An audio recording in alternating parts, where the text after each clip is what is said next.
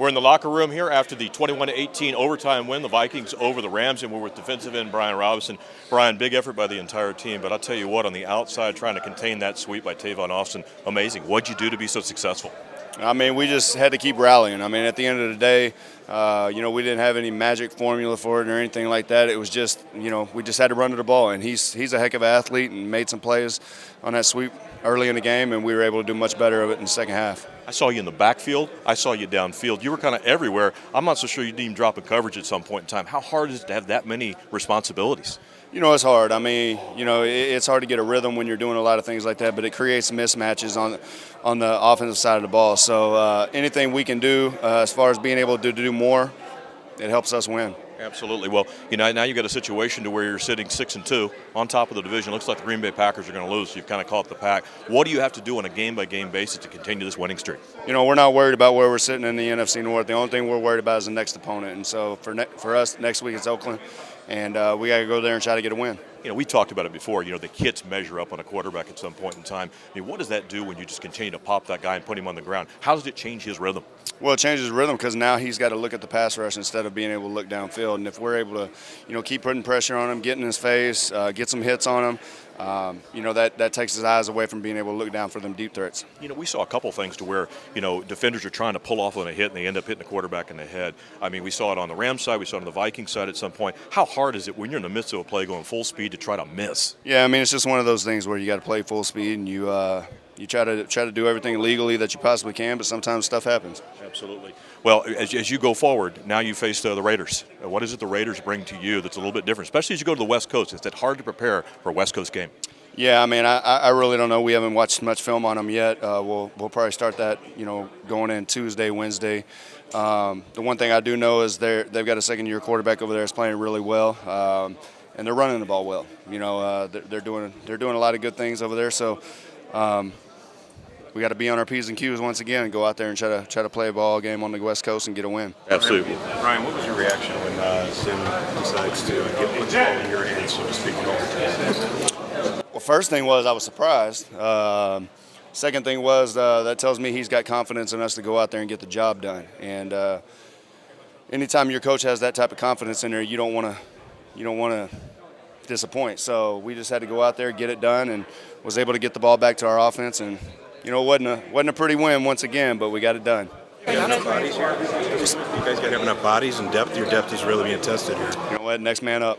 Doesn't matter who's out there. We just got to get out there and try to win a ball game. Offense that's done some damage on some people. You guys held them to 3 points from halftime on. What did you guys do right there in the second half and overtime to pretty much shut them down? Just all 11 guys being what they're supposed to be. I mean, at the end of the day, I think I've said it 100 times. If in this defense, if all 11 guys are where we're supposed to be, we've got an opportunity to be something really special. And that's what we did for the most part in the second half was all 11 guys just being in the right gaps and being in the right places. How about the day Linval had? Where'd that come from? Man, that's what we see from him every day. I mean, he's having a Pro Bowl type season. I'm going to lobby for him just like I did Everson last year. I mean, he should go to the Pro Bowl. If he doesn't, it's a travesty. When you guys were able to limit Gurley from the big run, you knew that his style was small, then go big, and you eliminated that. So that was first thing checked off the list. But to finally get that done and make up, for the depletion with the injuries, that's got to feel good to do both those. Absolutely. We let him squeak out for a couple 10-yard gains there a few times, but at the end of the day, I think for the most part we played him really well. We didn't allow him to get going up on our second level guys, and anytime you can do that to any back, it gives you an opportunity to win. You guys as a defense are rolling and not only playing well but pulling together. You guys seem to even get angry when Teddy got hurt and came out with even more vengeance. Is that safe to say? Absolutely. It's just one of those deals where when you play defense for our coach, when you play defense, in this league, you got to have an attitude. And sometimes that attitude even escalates. So that's what it was about for us today. People doubt us. People say a lot of things about us, but at the end of the day, we're going to go out there. We're going to fight, scratch, and do what we have to do to win. And what is it about playing in this building, huh? Yeah, it's a special place. I mean, you're playing outdoor football in the state of Minnesota. The fans love it. We can't say enough about our fans. Our fans come out in full force every single week. We're here.